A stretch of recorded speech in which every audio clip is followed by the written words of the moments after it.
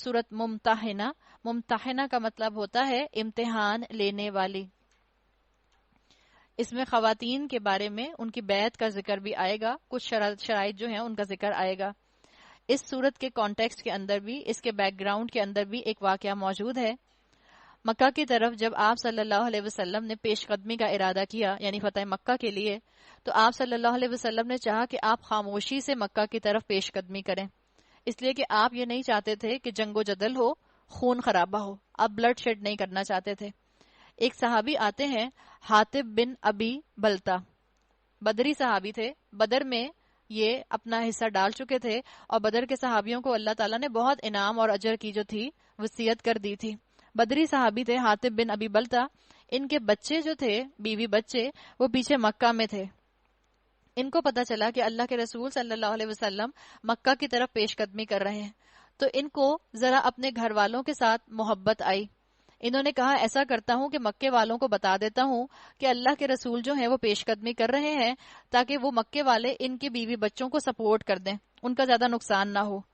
جب حاطب بن ابی بلتا نے خط لکھا مکے والوں کو، تو اللہ تعالیٰ نے آپ صلی اللہ علیہ وسلم کو وحی کے ذریعے انفارم کر دیا کہ اس طرح سے ایک خط لکھا گیا ہے. تو وہ خط تو اللہ کے رسول صلی اللہ علیہ وسلم نے رکوا دیا. اور یہاں سے یہ پتا چلے گا آپ کو کہ اللہ تعالیٰ اپنے نیک بندوں کو یہاں مینشن کر کے یہ بات واضح کر رہے ہیں. حاطب بن ابی بلتا بدری صحابی تھے، لیکن بتایا گیا کہ اللہ کے نیک بندوں سے بھی غلطی ہو سکتی ہے. تو ایک آپ کو یہاں سبق ان آیات میں یہ ملے گا کہ اللہ کے نیک بندے غلطی کر سکتے ہیں. تو اگر آپ کسی کو نیک سمجھتی ہیں، اور اگر آپ اس کو کسی غلطی کو کرتے ہوئے دیکھتی ہیں، تو اب آپ اپنا سارا جو ہے امیج توڑ نہ لیں، اس لیے کہ وہ انسان ہے. آج وہ ہدایت پر ہے، کیا معلوم کل وہ ہدایت پر رہے نہ رہے. وہ تو خود اپنے لیے دعا کرتا ہے، ربنا لا تزغ قلوبنا بعد اذ ہدیتنا وہب لنا من لدنک رحمہ انک انت الوہاب. تو جو آپ کو آج نیک نظر آتا ہے، اس کی ہدایت کے لیے اور دعا کیا کریں، اس کے اندر سے آپ اور میں نقص اور خرابیاں نہ نکالیں. تو ایک سبق یہ ملتا ہے کہ اللہ کے نیک بندے جو ہیں وہ غلطی کر سکتے ہیں. دوسرا سبق اسکالرز کے مطابق اس میں یہ نکلتا ہے کہ جب اسلام کے اجتماعی فائدے کی بات ہو تو انسان اپنا ذاتی نقصان کر لے. انہوں نے اپنے فیملی والوں کے فائدے کے لیے اسلام کو ایک طرح سے نقصان پہنچانے کی کوشش کی تھی. تو اللہ تعالیٰ نے یہاں سبق کیا دیا کہ اپنے اجتماعی فائدے کے لیے، اسلام کے اجتماعی فائدے کے لیے اپنا ذاتی فائدہ چھوڑ دینا چاہیے. تیسرا سبق یہ ملتا ہے کہ انسان کو اپنے خاندان والوں کو دین کی راہ میں فتنہ نہیں بننے دینا چاہیے. ان کی اولاد اور ان کے اہل و عیال ان کے لیے فتنہ بنے. بسم اللہ الرحمن الرحیم. یا ایہا الذین آمنوا لا تتخذوا عدوی وعدوکم اولیاء تلقون الیہم بالمودہ وقد کفروا بما جاءکم من الحق. اے لوگو جو ایمان لائے ہو، اگر تم میری راہ میں جہاد کرنے کے لیے اور میری رضا جوئی کی خاطر وطن چھوڑ کر گھروں سے نکلے ہو، تو میرے اور اپنے دشمنوں کو دوست نہ بناؤ. اشارہ کر دیا گیا تم ان کے ساتھ تم دوستی کی طرف ہاتھ ڈالتے ہو، حالانکہ جو حق تمہارے پاس آیا ہے اس کو ماننے سے وہ انکار کر چکے ہیں، اور ان کی روش یہ ہے کہ رسول اللہ کو اور خود تم کو اس قصور پر جلا وطن کرتے ہیں. یعنی انہوں نے مکہ سے تمہیں نکال دیا ہے کہ تم اپنے رب اللہ پر ایمان لائے ہو. اور کیوں نکالا ہے؟ صرف اس لیے کہ تم نے کہا ہے ربنا اللہ ثم استقاموا، تم نے کہا ہے اللہ احد، اس لیے تمہیں مکہ سے نکال دیا ہے. تم چھپا کر ان کو دوستانہ پیغام بھیجتے ہو، حالانکہ جو کچھ تم چھپا کر کرتے ہو اور جو اعلانیہ کرتے ہو، ہر چیز کو میں خوب جانتا ہوں. جو شخص بھی تم میں سے ایسا کرے وہ یقیناً راہ راست سے بھٹک گیا. ان کا رویہ تو یہ ہے کہ اگر تم پر قابو پا جائیں تو تمہارے ساتھ دشمنی کریں اور ہاتھ اور زبان سے تمہیں آزار کریں، یعنی تکلیف پہنچائیں. وہ تو یہ چاہتے ہیں کہ تم کسی طرح کافر ہو جاؤ. آج بھی بات یہی ہے کہ جتنا کفار اپنے کفر کو پروموٹ کر رہے ہیں، وہ کس لیے کر رہے ہیں؟ وہ چاہتے ہیں کہ مسلمان اپنے دین سے پھر جائیں، مسلمان نہ کفر کے اندر آئیں نہ مسلمان رہیں، بلکہ وہ ایک بیچ کا امیلگمیشن بن جائیں، بیچ کی ایک کریشن بن جائیں. اللہ تعالیٰ نے بتا دیا کہ کافروں کی بات کو کامیاب نہ ہونے دو. اور اس کے اندر ایک سبق اور بھی آتا ہے جو اسکالرز بتاتے ہیں کہ آپ صلی اللہ علیہ وسلم نے اللہ کی اس وحی آنے کے بعد اس خط کو تو پکڑ لیا تھا راستے میں ہی. تو یہاں پتہ یہ چلا کہ لیڈر کو اپنا دل بڑا رکھنا چاہیے. اللہ کے رسول نے ان کو معاف کر دیا تھا، حاطب بن ابی بلتا کو ان کو درگزر کر دیا تھا. ہر غلطی پر اپنی ٹیم کے لوگوں پر سختی نہیں کرنی چاہیے. ماں باپ کے لیے بھی یہ اصول آتا ہے. آپ کی اولاد سے غلطی ہو، معاف کر دیں، درگزر کر دیں. ان کو ایک موقع اور دیں، اور جب وہ آپ کو سوری بول دیں تو بار بار ان کی غلطی کا ان کو احساس نہ دلائیں، اس کو ڈسکس کر کے بھول جائیں۔ کبھی ضرورت پڑے ماں باپ زیادہ ڈانٹ دیں، ضرورت سے زیادہ ڈانٹ دیں، اتنا ڈانٹ دیں کہ لگے کہ بچے کی سیلف ریسپیکٹ ختم ہو گئی، ماں جا کے یا باپ جا کے سوری بول دے اپنے بچے کو، اس میں کوئی کمی نہیں ہوگی۔ لیڈر نرم دل ہو، جتنا لیڈر نرم دل ہوگا اتنا فالوورز کے اندر دین کی پینیٹریشن عام ہو جائے گی، آسان ہو جائے گی۔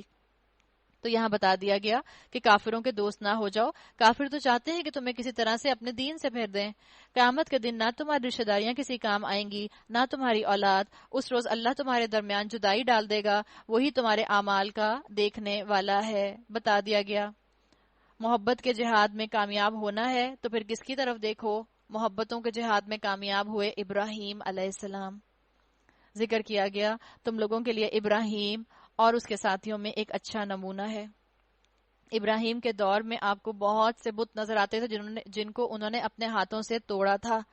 آج ہمارے دلوں کے اندر بت رکھے ہوئے ہیں، کہیں رسموں کا بت ہے، کہیں اولاد کا بت ہے، کہیں محبتوں کے بت ہیں، تو کہیں خاندان کے بت ہیں۔ آپ کو اور مجھے ان بتوں کو توڑنا ہے اور اس دل کے اندر صرف اور صرف ایک رب کی یاد کو بسانا ہے۔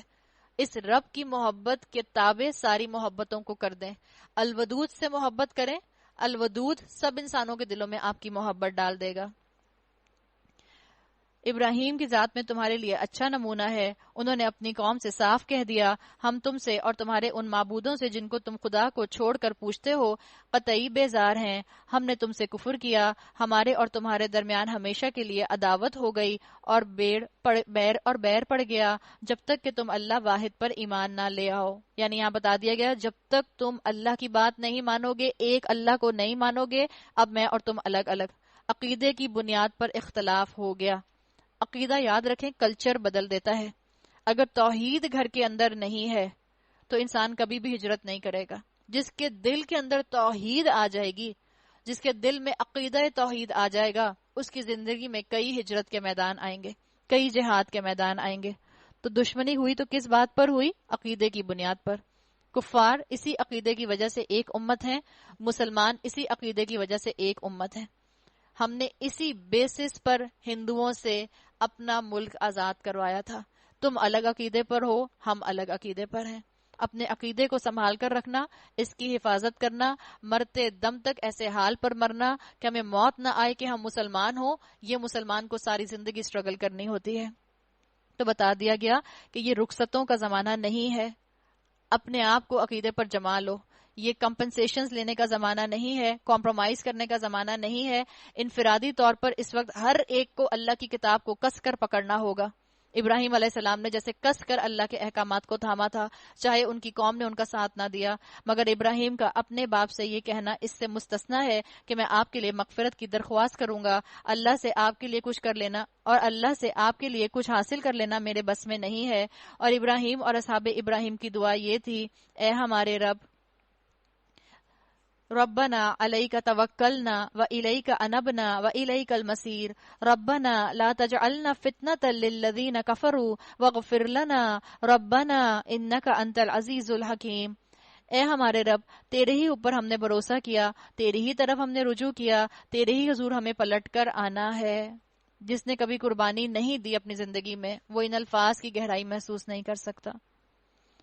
جتنی دعائیں آپ کو انبیاء کی ملتی ہیں آپ دیکھ لیں، اس میں واسطہ کس کو بنایا گیا، وسیلہ کس کو بنایا گیا؟ اللہ کو۔ ربی، ربنا، اللہم، سب اس طرح بات کی گئی۔ اے ہمارے رب، ہمیں کافروں کے لیے فتنہ نہ بنا۔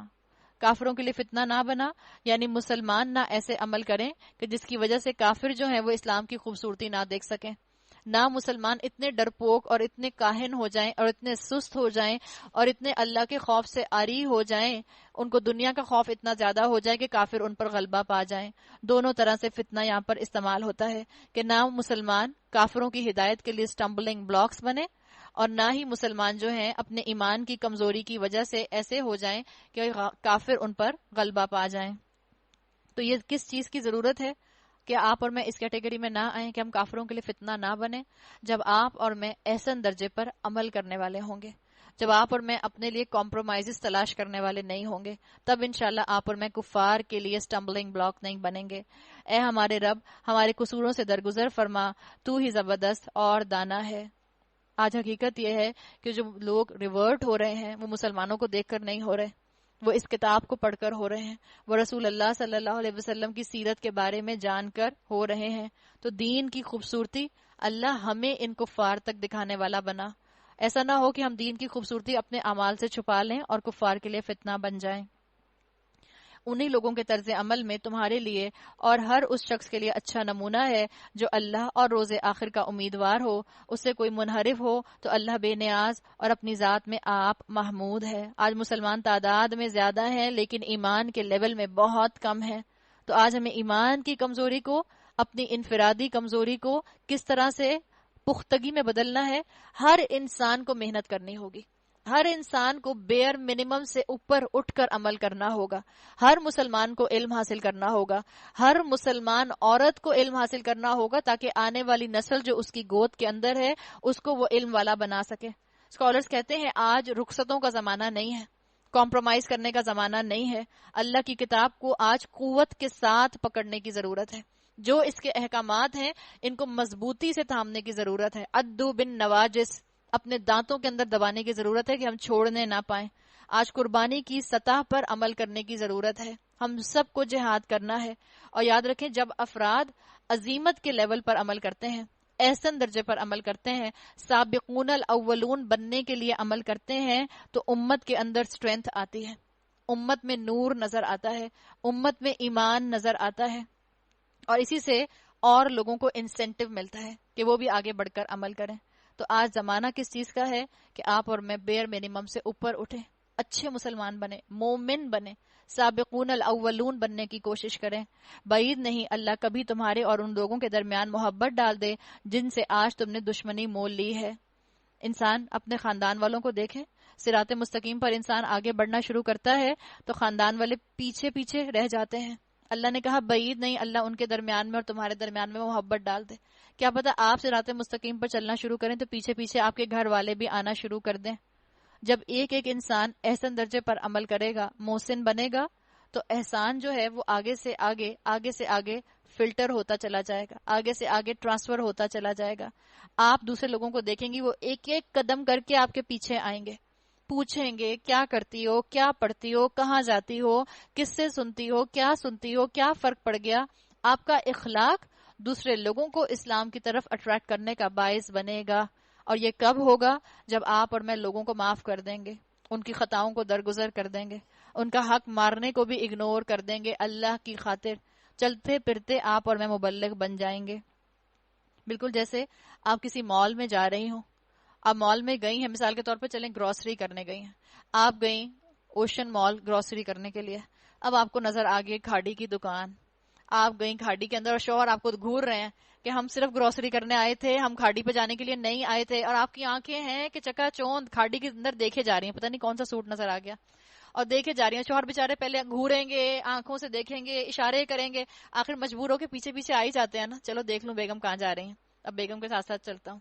اسی طرح سے گھر والوں کا بھی معاملہ ہے، آپ کو بظاہر خاندان والے لگتا ہے کہ آپ کو پیچھے چھوڑ گئے یا آپ ان کو پیچھے چھوڑ گئے یا وہ آپ کے ساتھ چلنا پسند نہیں کرتے، وہ بھی ہو سکتا ہے آپ کو گھوریں، آپ کو تانے دیں، آپ کو نظریں ایسی دکھائیں کہ آپ کے قدم لڑکھڑا جائیں۔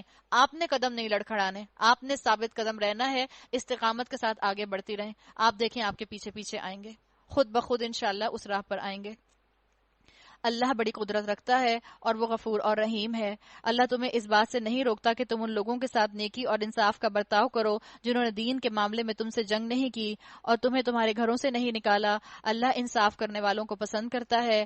وہ تمہیں جس بات سے روکتا ہے وہ تو یہ ہے کہ تم ان لوگوں سے دوستی کرو جنہوں نے تم سے دین کے معاملے میں جنگ کی ہے اور تمہیں تمہارے گھروں سے نکالا ہے اور تمہارے اخراج میں ایک دوسرے کی مدد کی ہے۔ ان سے جو لوگ دوستی کریں وہی ظالم ہیں۔ یا ایھا الذین آمنوا اذا جاءکم المؤمنات مہاجرات فامتحنوہن، جب مومن عورتیں ہجرت کر کے تمہارے پاس آئیں تو ان کے مومن ہونے کی جانچ پڑتال کر لو، اور ان کے ایمان کی حقیقت تو اللہ ہی بہتر جانتا ہے۔ یعنی جان لو کہ کیا واقعی دین کی خاطر آئی ہیں۔ جان لو کہ اللہ تعالیٰ نے ان کو کیوں بلایا ہے. مومن عورتوں کی یہ بات کی گئی, اور مومن عورتوں کا اگر اسکالرس کے اینگل سے آپ کام دیکھیں اور جو انہوں نے اس پر بات کی ہے اس کو دیکھیں, تو وہ کہتے ہیں کہ عورت کے ہاتھ میں بہترین مستقبل ہوتا ہے. اللہ نے عورت کے ہاتھ میں مستقبل دیا ہے نسل کا, اور مرد کے ہاتھ میں حال دیا ہے, پریزنٹ دیا ہے. مرد حال کو سنوارتا ہے, عورت مستقبل کو سنوارتی ہے. اور جب عورتیں حزب اللہ میں شامل ہو جاتی ہیں, جب عورتیں ہجرت کر کے آتی ہیں, جب عورتیں آگے بڑھتی ہیں, تو وہ بڑے بڑے کام کر جاتی ہیں. اس امت کا زوال وہیں سے شروع ہوا جب مسلمان عورت نے علم حاصل کرنا چھوڑ دیا. آپ دیکھیں, ہم اپنی سے معمولی سی مثال سے فائدہ اٹھائیں اور اس کو سمجھیں. ہم عورتیں ہیں سب کی سب. ہم نے ارادہ کیا کہ ہم رمضان کے مہینے میں دورہ ترجمہ پر سے گزریں گے. آج الحمدللہ ہم 28ویں پارے پر آ گئے. جس دن پہلے دن شروع کیا تھا اس دن کتنا بڑا پہاڑ لگ رہا ہوگا. کیسے گزریں گے 28 دن, 27 دن, کیسے روز جائیں گے, کیسے ہمت آئے گی, کیسے اللہ نیند کے اندر کمی لے کر آئے گا. آپ نے ارادہ کیا اور اللہ نے اس کو مکمل کیا اپنی رحمت سے, اپنے پورے کے پورے شان غفاری کے ساتھ. تو ارادہ کرنا ضرورت ہے. آج ہم عورتوں کو اسی چیز کی ضرورت ہے کہ ہم عورتیں ہمت کریں اور ارادہ کریں, اور اپنے خاندان کو یو ٹرن کرنے کے لیے ایمان کے اوپر کوششیں شروع کر دیں. اپنی اولادوں کو دین پر جمانے کے لیے کوششیں شروع کر دیں. اپنی اولاد کے لیے بہترین رول ماڈل بنے. ماں جیسا بہترین رول ماڈل اولاد کے لیے اور کوئی نہیں ہو سکتا. باپ جیسا رول ماڈل بہترین اولاد کے لیے کوئی نہیں ہو سکتا. علم حاصل کریں, علم کے اندر بڑی طاقت ہے. اور اگر آپ کے شوہر علم کی طرف نہیں ہے, آپ کی اولاد علم کی طرف نہیں ہے, کثرت سے دعا کریں. دعاؤں میں اللہ نے بڑی تاثیر رکھی ہے. دعائیں تقدیر کو بدل دیتی ہیں, دعائیں قضا کو بدل دیتی ہیں. دعا کریں, اللہ ان کے دل کھولے گا. اللہ نے مومن عورت کو یہاں پر بتایا کہ مومن عورت جب دین پر چلنے کی ضد کر لیتی ہے, اور اللہ نے عورت میں یہ صلاحیت رکھی ہے, عورت جس چیز کی ضد کر لیتی ہے وہ کام کر جاتی ہے. مرد ہو سکتا ہے ایک کام کا فیصلہ کریں, عورتیں کہیں نہیں ہم نے تو نہیں کرنا, وہ بیچارے لے دے کر پھر بیوی کی بات مان لیتے ہیں, خاموش ہو ہی جاتے ہیں. عورت جس چیز کا ارادہ کرتی ہے اس چیز کو منوا لیتی ہے. تو بس پرائرٹی کی بات ہے, آپ کی اور میری پرائرٹی میں کیا چیز آتی ہے. کہا جاتا ہے تعلیم الامی تعلیم الامتی, ایک ماں کو تعلیم دینا ایک نسل کو, ایک امت کو تعلیم دینے کے مترادف ہے. تو بچے آپ کی اور میری بڑی ذمہ داری ہیں. ہم عورتیں ہجرت کریں, جہاد کریں, بہترین رول ماڈل بنیں, اور اپنے آپ کو اگر ہم نے ضدی بنانا ہی ہے تو جنت کے لیے زندگی بنائیں. اگر ہم نے صبر کرنا ہی ہے تو جنت کے اوپر ضد کریں. وہ کہتے ہیں نا کہ 3 ضدیں ہوتی ہیں جن کا کوئی مقابلہ نہیں کر سکتا. ایک ضد ہوتی ہے راج ہٹ, یعنی بادشاہ کی ضد. بادشاہ کسی بات کا فیصلہ کر لے تو بس کر کے رہتا ہے. ایک ہوتی ہے بالغ ہٹ, یعنی بچے کی ضد. بچہ جس چیز کی ضد پر آ جائے وہ چیز حاصل کر کر رہتا ہے. اور ایک ہوتی ہے تریا ہٹ, یعنی عورت کی ضد. عورت جس چیز کا فیصلہ کر لے وہ کام کر کے رہتی ہے. تو ہم اپنی انرجیز کو چینلائز کریں, کنسٹرکٹیولی استعمال کریں. اللہ نے کہا کہ جو عورتیں ایمان کے ساتھ آئیں گی ان کی جانچ پڑتال کر لو, اس لیے کہ وہ ہجرت کر کے آئی ہیں, انہوں نے ایفرٹ کیا ہے, انہوں نے مردوں کی طرح ہمت کی ہے. پھر جب تمہیں معلوم ہو جائے کہ وہ مومن ہے تو انہیں کفار کی طرف واپس نہ کرو. نہ وہ کفار کے لیے حلال ہیں نہ کفار ان کے لیے حلال. ان کے کافر شوہروں نے جو مہر ان کو دیے تھے وہ انہیں پھیر دو, اور ان سے نکاح کر لینے پر تم پر کوئی گناہ نہیں, جبکہ تم ان کے مہر ان کو ادا کر دو. اور تم خود بھی کافر عورتوں کو اپنے نکاح میں نہ رکھو. جو مہر تم نے اپنی کافر بیویوں کو دیے تھے وہ تم واپس مانگ لو, اور جو مہر کافروں نے اپنی مسلمان بیویوں کو دیے تھے انہیں وہ واپس مانگ لیں.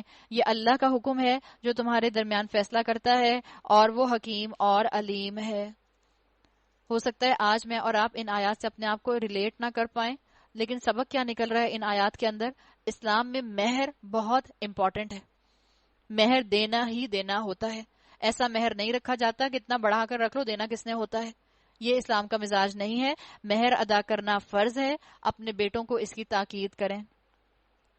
اور اگر تمہاری کافر بیویوں کے مہروں میں سے کچھ تمہیں کفار سے واپس نہ ملے اور پھر تمہاری نوبت آئے تو جن لوگوں کی بیویاں ادھر رہ گئی ہیں ان کو اتنی رقم ادا کرو جو ان کے دیے ہوئے مہروں کے برابر ہو, اور اس سے ڈرتے رہو جس پر تم ایمان لائے ہو. اے نبی صلی اللہ علیہ وسلم, جب تمہارے پاس مومن عورتیں بیعت کرنے کے لیے آئیں اور اس بات کا عہد کریں کہ وہ اللہ کے ساتھ کسی چیز کو شریک نہ کریں گی, چوری نہ کریں گی, زنا نہ کریں گی, اپنی اولاد کو قتل نہ کریں گی, اپنے ہاتھ پاؤں کے آگے کوئی بہتان گھڑ کر نہ لائیں گی, اور کسی امر معروف میں تمہاری نافرمانی نہ کریں گی, تو ان سے بیعت لے لو اور ان کے حق میں اللہ سے دعائے مغفرت کرو.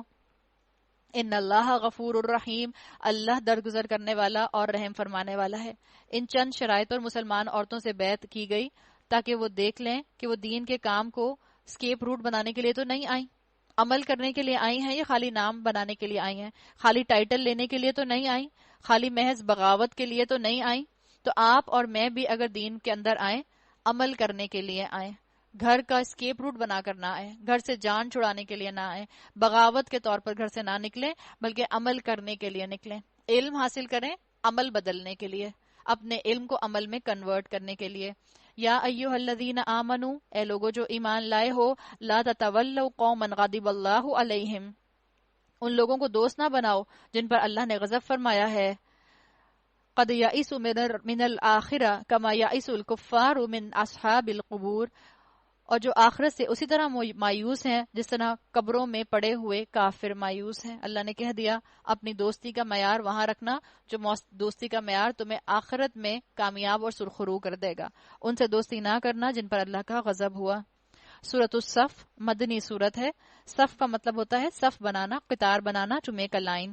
بسم اللہ الرحمن الرحیم، سبح للہ ما فی السماوات و ما فی الارض وہو العزیز الحکیم، اللہ کی تسبیح کی ہے ہر اس چیز نے جو آسمانوں اور زمین میں ہے، اور وہ غالب اور حکیم ہے۔ اے لوگو جو ایمان لائے ہو، تم کیوں وہ بات کہتے ہو جو کرتے نہیں ہو؟ اللہ کے نزدیک یہ سخت ناپسندیدہ حرکت ہے کہ تم جو کہو وہ بات کرتے نہیں ہو۔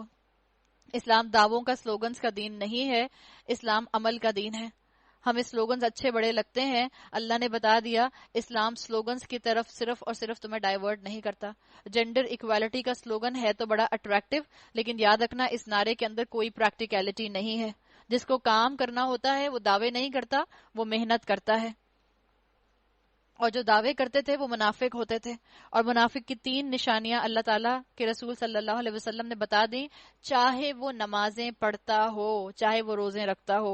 کیا نشانیاں ہیں؟ بولے تو جھوٹ بولے، بات کرے تو جھگڑا کرے، اور وعدہ کرے تو اس کی خلاف ورزی کرے۔ ہم سب اپنے اپنے دلوں کی تلاشی لے لیں، اپنے اپنے دلوں کو چیک کر لیں کہ کیا ہمارے اندر ان میں سے کوئی عادت تو نہیں ہے۔ تم جو بات کہتے ہو اس کو پورا بھی کیا کرو۔ بتا دیا گیا اسلام بہت ریئلسٹک زندگی گزارنے کا طریقہ دیتا ہے۔ دعوے سے عمل کی کوشش کم مت کر دینا۔ دعویٰ اپنی جگہ ہونا چاہیے، عمل اپنی جگہ ہونا چاہیے۔ اللہ کو تو پسند وہ لوگ ہیں جو اس کی راہ میں اس طرح صف بستہ ہو کر لڑتے ہیں گویا کہ وہ ایک سیسا پلائی ہوئی دیوار ہیں۔ یعنی کیا بتایا گیا کہ جب قتال کا مرحلہ آتا ہے تو وہ کس طرح لڑتے ہیں، گویا کہ وہ ایک مضبوط دیوار ہیں۔ اور قتال کا مرحلہ کب آتا ہے؟ جب علم پھیل جاتا ہے، جب قوم منظم ہو جاتی ہے، تب ہتھیار ہاتھوں میں پکڑائے جاتے ہیں۔ مسلمان ابھی تو ہمارا جو حال ہے، ہم تو ابھی بیسک سوالات سے ہی باہر نہیں نکلے۔ ابھی تو ہمیں تراویح کے اندر صف بنانا نہیں آئی، ہم قتال کے اندر صف کیا بنائیں گے؟ ابھی ہم نے بات کی تھی کہ ہمیں کس طرح سے اپنی اصلاح کرنے کی ضرورت ہے۔ ہم آج 1.6 بلین ہیں مسلمان، لیکن اسلام کی عمارت بڑی کمزور ہے۔ اسلام کی عمارت کو مضبوط کرنا ہے۔ اللہ نے یہاں پر کہا ہے ان اللہ یحب الذین یقاتلون فی سبیلہ صفا کانہم بنیان مرصوص، ایسی سیسا پلائی ہوئی دیوار ہے۔ دیوار کس سے بنتی ہے؟ اینٹوں سے بنتی ہے۔ پہلے صف بندی کی بات کی گئی۔ صف بندی انسانوں میں، امت میں اتحاد پیدا کرتی ہے۔ صف بنتی ہے عاجزی کے ساتھ، اپنا رائٹ چھوڑنے کے ساتھ، بے غرضی کے ساتھ صف بنتی ہے۔ حدیث میں آتا ہے اگر تم صفیں درست نہ رکھو گے اللہ تمہارے دل ایک دوسرے سے پھاڑ دے گا۔ اور آج ہم اپنی صفوں کو دیکھتے ہیں تو ہمیں احساس ہوتا ہے کہ ہم مسلمانوں کو ابھی بہت تربیت کی ضرورت ہے۔ ابھی ہمارے اندر ڈسپلن نہیں آیا، ابھی ہم مسلمانوں کے اندر اللہ سے محبت کا وہ ایلیمنٹ نہیں آیا۔ پھر یہاں بنیان مرصوص کہا گیا کہ مسلمان ایک مضبوط دیوار ہیں۔ دیوار بنتی ہے اینٹوں سے، اور اینٹوں کا کمبینیشن کیا ہوتا ہے؟ ایک ہی جیسا ہوتا ہے۔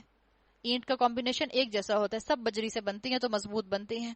ہم مسلمان بنیان مرصوص کب بنیں گے؟ جب ہم میں سے ایک مضبوط اینٹ بن جائے گا، اور ہمارا کمپوزیشن بنے گا قرآن کے سٹرکچر کے اندر، قرآن کے مولڈ کے اندر، یہی ہوگا۔ اور اینٹ کو جوڑنے والی چیز کیا ہوتی ہے؟ اینٹ کو جوڑنے والی چیز سیمنٹ ہوتا ہے۔ بتا دیا گیا اگر تمہیں ٹیم ورک کرنا ہے تو تمہیں کیا اس میں سیمنٹ چاہیے ہوگا؟ رسول اللہ صلی اللہ علیہ وسلم کی سنتوں کو اپنی زندگی میں نافذ کر لو اور ایک دوسرے کے ساتھ جڑ کر رہو، تم بنیان مرصوص بن جاؤ گے۔ جو اینٹیں دیوار میں لگ جاتی ہیں وہی فائدہ مند ہوتی ہیں. آپ دیکھیں جو اینٹیں بچ جاتی ہیں اس کو بچے کرکٹ میں استعمال کر لیتے ہیں, یا اس کو آپ اپنے گیٹ کے پاس رکھ لیتے ہیں, یا آپ اس کو کیاری میں کہیں کھڑا کر لیتے ہیں, بیکار, کسی کام میں نہیں آتے. وہ اینٹ کام کی جو دیوار کے اندر جا کر فٹ ہو جائے, وہی اینٹ کام کی جو آپ کے اور میرے لیے فائدہ مند ہو. تو مسلمان امت کے اندر وہ مسلمان کام کا جو ٹیم ورک کے اندر انفرادی طور پر ایک مضبوطی کا سہارا تھام لے اور جا کر امت کے اندر جڑ جائے. تو مجھے اور آپ کو کیا ضرورت ہے کہ آپ اور میں اس امت کو مضبوط کرنے کے لیے اپنے اپنے طور پر اپنے کمپوزیشن کو مضبوط کریں, علم حاصل کریں, آپس میں جڑ کر رہیں, سنتوں پر عمل کریں, اور ہر ایک اپنے اپنے آپ کو مشین کے پرزے کی طرح اس جگہ پر فٹ کر لے جہاں پر اللہ نے آپ کو جو صلاحیت دی ہے. اسلام کو فائدہ پہنچانے کے لیے وہاں پہنچ جائیے. اس لیے کہ منافق جو ہوتا ہے وہ صرف ایسی ایکٹنگ کرتا ہے کہ جیسے وہ بہت کچھ سن رہا ہے اور بہت کچھ عمل کر رہا ہے. مومن ایکٹنگ نہیں کر رہا ہوتا, مومن پریکٹیکلی کام کر رہا ہوتا ہے. مومن کی زندگی میں مصروفیت ہوتی ہے, مومن کی زندگی کے اندر دن بدن کام سے کام مصروفیات بڑھتی چلی جاتی ہیں, اللہ کی خاطر عمل کرتا ہے اور اسی لیے وہ بنیان و مرصوص بنتا ہے. یاد کرو موسیٰ کی وہ بات جو اس نے اپنی قوم سے کہی تھی, اے میری قوم کے لوگوں, تم کیوں مجھے اذیت دیتے ہو حالانکہ تم خود جانتے ہو کہ میں تمہاری طرف اللہ کا بھیجا ہوا رسول ہوں. پھر جب انہوں نے ٹیڑھ اختیار کی, یعنی بنی اسرائیل نے جب ٹیڑھ اختیار کی, اللہ نے بھی ان کے دل ٹیڑھے کر دیے. اللہ فاسقوں کو ہدایت نہیں دیتا, ان کا آگے بڑھنے کا سسٹم کرپٹ ہو گیا, تو اللہ نے بھی ان کو ہدایت نہیں دی, اس لیے کہ اللہ کا کلام سن کر ان کے دل نہیں پگھلے تھے. یاد کرو عیسیٰ ابن مریم کی وہ بات جو اس نے کہی تھی, اے بنی اسرائیل, میں تمہاری طرف اللہ کا بھیجا ہوا رسول ہوں, تصدیق کرنے والا ہوں اس تورات کی جو مجھ سے پہلے آئی ہوئی موجود ہے, بشارت دینے والا ہوں ایک رسول کی جو میرے بعد آئے گا جس کا نام احمد ہوگا. انجیل کے اندر, بائبل کے اندر رسول اللہ صلی اللہ علیہ وسلم کا یہ نام احمد موجود تھا. انہوں نے کیا کیا کہ انہوں نے اس نام کو ٹرانسلیٹ کر دیا. احمد کا مطلب یہ بھی ہوتا ہے جس کی بہت تعریف کی گئی, اور احمد کا مطلب یہ بھی ہوتا ہے جو بہت تعریف کرنے والا ہے. انہوں نے اس نام کو ٹرانسلیٹ کر دیا. مگر جب وہ ان کے پاس کھلی کھلی نشانیاں لے کر آیا تو انہوں نے کہا یہ تو سری دھوکہ ہے. اب بھلا اس شخص سے بڑا ظالم اور کون ہوگا جو اللہ پر جھوٹے بہتان باندھے حالانکہ اسے اسلام اللہ کے آگے سر اطاعت جھکا دینے کی دعوت دی جا رہی ہو. ایسے ظالموں کو اللہ ہدایت نہیں دیتا. یریدون لیطفئوا نور اللہ بافواہہم, یہ لوگ اپنے منہ کی پھونکوں سے اللہ کے نور کو بجھانا چاہتے ہیں. منہ کی پھونکوں سے کیا مراد ہے؟ اپنے پروپیگنڈا سے اسلام کی باتوں کو غلط ثابت کرنا چاہتے ہیں. اپنے پروپیگنڈا سے مسلمانوں کو ان کے اسلام سے بدگمان کرنا چاہتے ہیں. اپنے پروپیگنڈا سے مسلمانوں کی لائلٹیز کو اسلام کی طرف سے ہٹانا چاہتے ہیں, جبکہ مسلمان کو اندازہ ہونا چاہیے کہ اللہ کو اس کی 100% لائلٹی چاہیے, 99.9% بھی نہیں, 100% لائلٹی چاہیے. تو جو کفار کام کرتے ہیں پروپیگنڈا کرنے کا, اگر کوئی مسلمان بھی ایسے پروپیگنڈے کے اندر آ کر مصروف ہو جائے اور اسلام سے مسلمانوں کو بدظن کرے تو وہ کفار کا ماؤتھ پیس بن جاتا ہے اور پھر وہ مسلمانوں کو دین سے دور کرتا ہے. لیکن یاد رکھیں کہ اللہ کے دین کو اپنے منہ کی پھونکوں سے, اپنے پروپیگنڈا سے نہیں مٹا سکتے. اللہ کا فیصلہ یہ ہے کہ وہ اپنے نور کو پورا پھیلا کر رہے گا, خواہ کافروں کو یہ کتنا ہی ناگوار کیوں نہ ہو. کام تو ہو کر رہے گا. آپ اور میں یہ دیکھ لیں, آپ نے اور میں نے اس میں اپنا کتنا حصہ ڈالا. وہی تو ہے جس نے اپنے رسول کو ہدایت اور دین حق کے ساتھ بھیجا ہے تاکہ اسے پورے کے پورے دین پر غالب کر دے, خواہ مشرکین کو یہ کتنا ہی ناگوار ہو. اے لوگو جو ایمان لائے ہو, میں بتاؤں تم کو وہ تجارت جو تمہیں عذاب علیم سے بچا دے.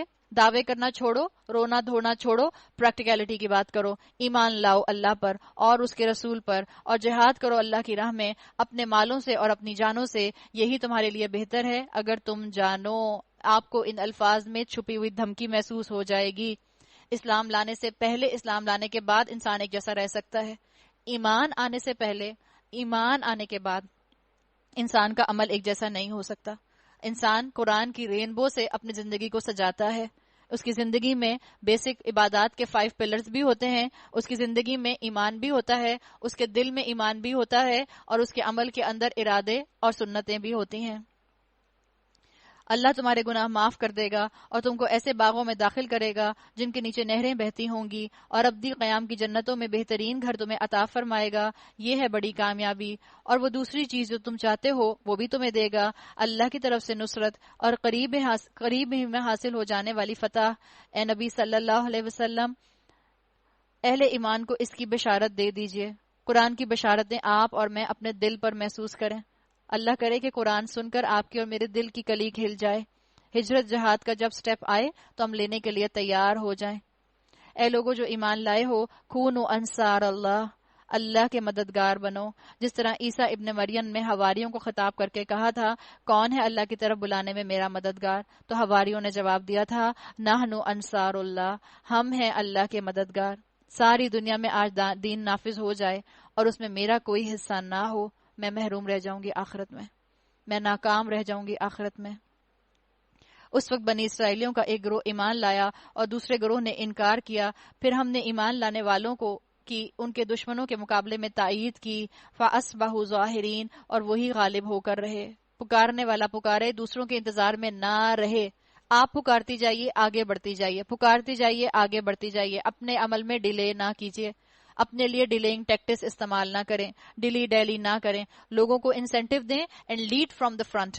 لیڈر بننے کی کوشش کریں اسلام کے معاملے میں۔ سنتوں کو آپ پہلے زندہ کریں، سنتوں کو آپ پہلے ریوائیو کریں، ایمان کو آپ پہلے ریوائیو کریں۔ ایمان آپ کے گھر سے شروع ہو، آپ کے خاندان کے اندر اس چیز کی ضرورت ہے۔ اس انتظار میں نہ رہیں کہ قافلہ بنے گا تو میں عمل کرنا شروع کروں گی، اس انتظار میں نہ رہیں کہ جب میری ساری فرینڈز بدل جائیں گی تب میں بدلوں گی، اس انتظار میں نہ رہیں کہ جب میرے شوہر میرے ساتھ بالکل موافق ہو جائیں گے تب میں عمل کروں گی۔ آپ آج سے دعا کرنا شروع کریں اور آج سے عمل کرنا شروع کریں، اللہ لوگوں کے دل بدلے گا، اللہ لوگوں کو آپ کا ساتھی بنائے گا۔ ایک دفعہ آپ انصار اللہ تو بننے کی کوشش کریں۔ اللہ تعالیٰ مجھے اور آپ کو بہترین طریقے سے ایسا ماحول بنانے کی توفیق عطا فرمائے جس ماحول کے اندر آپ اور میں دوسروں کو نیکیوں کی طرف بلانے والے ہوں، جس ماحول میں آپ اور میں لوگوں کے لیے دین پر چلنا آسان کر کے دکھانے والے ہوں۔ اللہ تعالیٰ مجھے اور آپ کو عظیمت کے لیول پر دین پر عمل کرنے والا بنائے، بیئر منیمم سے ہمیں اوپر اٹھائے اور ہمارے ایمان کو دن بدن روز بروز تازہ سے تازہ کرتا چلا جائے۔ بارک اللہ لی ولکم فی القرآن الحکیم ونفعنی وایاکم بآیاتی وذکر الحکیم۔ سبحانک اللہم وبحمدک، نشہد ان لا الہ الا انت، نستغفرک ونتوب الیک۔ السلام علیکم ورحمۃ اللہ وبرکاتہ۔